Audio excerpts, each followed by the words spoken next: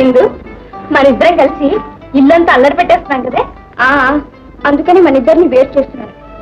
వేరు చేయటమా? నీకు పెళ్లి చేసి నిన్ను అత్తవారింట, నన్ను పుట్టింటూ ఉంచేస్తారట. పెళ్ళా? విశ్వనాథం గారి అబ్బాయికి నీకు పెళ్ళట.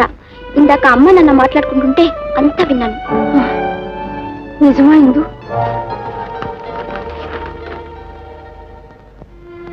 పెళ్లి జీవితానికంతా ప్రధానమైంది. ఇప్పుడు తప్పటడుగు వేస్తే బ్రతికినంతకాలం బాధపడాలి. నిజమే,